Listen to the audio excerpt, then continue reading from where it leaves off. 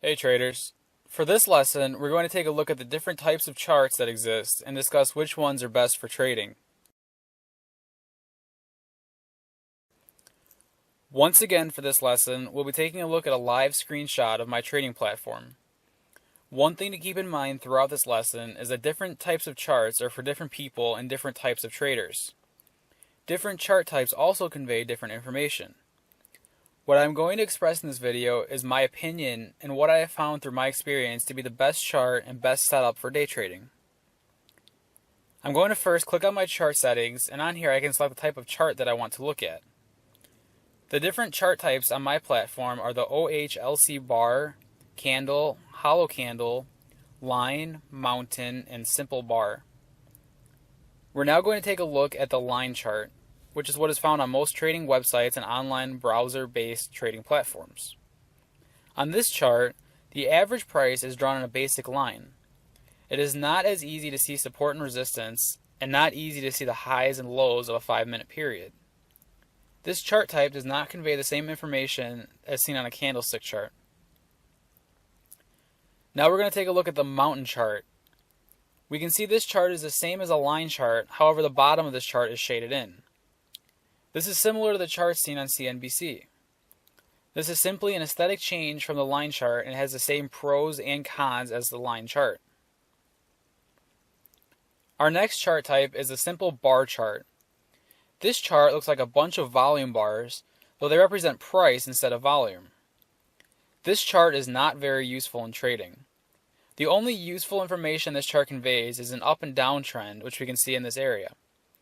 This chart fails to show the lows of these bars, but rather only shows the highs. We're now going to move on into the candlestick family and take a look at the OHLC bar chart. As you can see here, this chart displays information similar to a basic candlestick chart. The bottom of this candle represents the low of that 5-minute period. The high of this candle represents the high of that 5-minute period. This little tick on the top represents the price when the candle was opened, and the tick on the bottom represents the price at which the candle closed. The next chart we will look at is the hollow candle chart. This is also similar to a normal candlestick chart, but upward price movements are hollow and downward price movements are shaded in. This chart is simply aesthetically different from a normal candlestick chart. Lastly, but most importantly, we're going to take a look at the candlestick chart, which is the most popular among traders. This is the type of chart that Shoot and I use while we day trade. Looking at a green or upward candle, we can see that the bottom line is where the price opened and the top line is where the price closed. The green shaded area of the candle is known as the body. We then can look at the wicks, which are the thin black lines which extend from the top and bottom of the candle. Wicks indicate price movements during the 5-minute time interval that are above or below the open and close price of that candle. Now looking at a red or downward candle, we can see that the top line is where price opened, the bottom line is where price closed, the red part of the candle is the body, and we can see the wicks in both directions.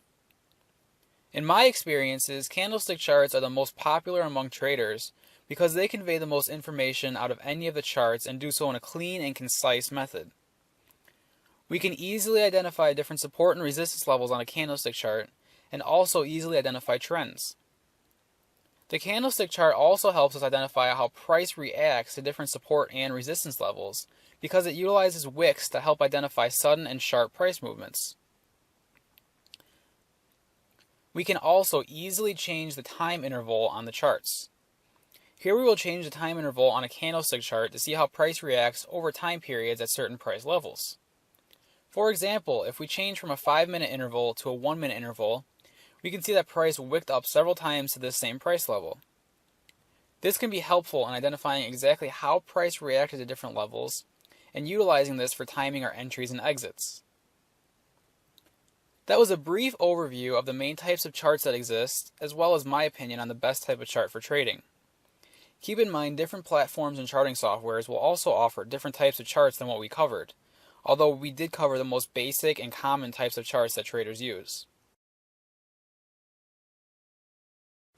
For our next lesson, we're going to take a look at conventional chart indicators, as well as different types of market data that exist on charts, and explain the difference between the two. Until then, and as always, good luck with your trading.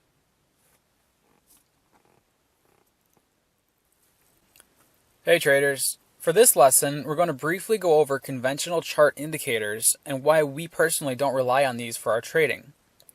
We're also going to identify the difference between market data and market indicators. First off, we will identify the differences between market data and indicators. Market data is data that is supplied from the market, with the two biggest pieces of market data being price and volume. This information is raw data that is displayed on a chart. Indicators, however, manipulate this market data to derive a separate chart which is unique to that indicator. For example, Bollinger Bands, which are a common indicator, utilize standard deviations and manipulate price to form these bands. Our trading method simply relies on market data. We only watch price and volume. We do not utilize any conventional sorts of indicators because we realize that these are simply a manipulation of price data, and therefore any information these indicators may try to convey can simply be seen by spending some time and understanding price. Another reason we do not use conventional indicators in our trading is because they are primarily lagging indicators. What this means is that the indicator's information or data is changing until the end of the candle. This means that the information conveyed in these indicators is already old information by the time it populates. The only type of conventional indicator that can be a good representation of price movement is the moving average. This is because the moving average is different from most other conventional indicators because it is simply a line drawn on a chart that is the average of whatever period is specified. For example, on this chart, we're going to apply a 50, 20, and 10 period moving average. We can see here that these averages are simply the average price over this interval. Our reason for not utilizing moving averages is because we feel they are not necessary. Once you spend enough time with price and start to get a feel for it, the information conveyed in moving averages becomes apparent without even having them on the charts. Lastly, I'm going to touch on over-analysis paralysis. This occurs when our charts are so bogged down with indicators that we miss our trades. I used to personally be a victim of this illness, although luckily I have found a cure, spending time with price and volume. You see, when we have too many indicators on our charts, our minds are processing all this information and we become overwhelmed by everything. This causes us to miss trades that we should enter because we're busy analyzing all our different indicators instead of focusing on entering a trade. Take a look at this chart, for example, which is bogged down by indicators. Can anyone identify key support and resistance levels? I know that I sure can't. Now, if we take a look at the same chart without any indicators, look how clear the support and resistance levels are.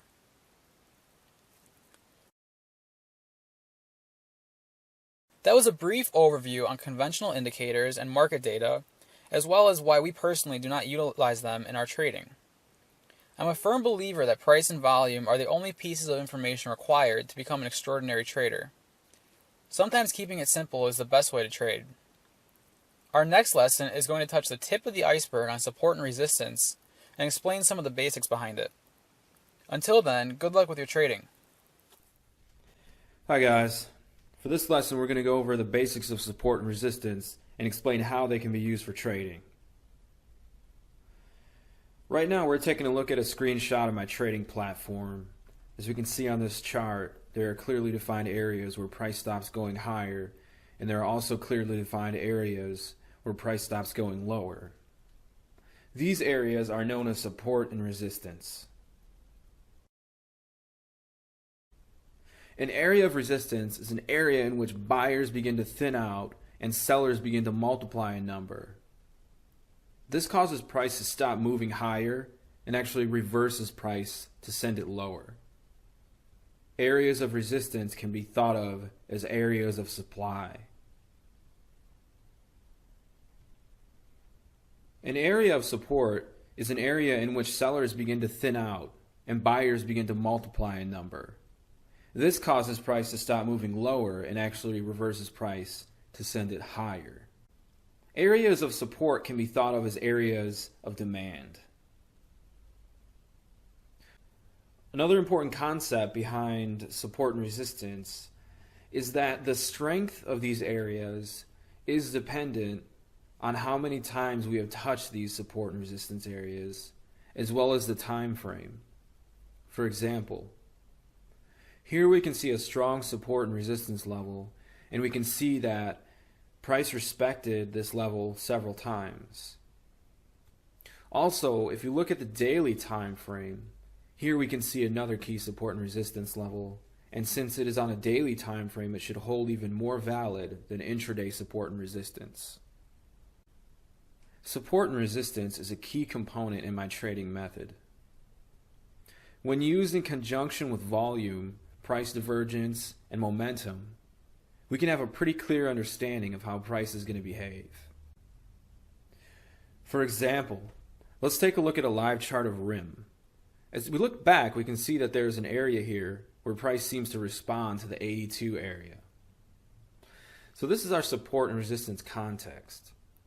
Next, we see here that price broke below this 82 area on a day when the broad market is down.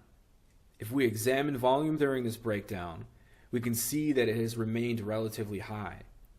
From here, we see price rally a bit and find its way back up to 82. Examining volume again reveals that volume was relatively low during this up move. The combination of a support and resistance context, a broad market direction, and bearish volumes suggest the retest of the 82 area would be an ideal entry point for a short position. As you can see, we would have been right in this situation as price moved down 75 cents on ascending volume.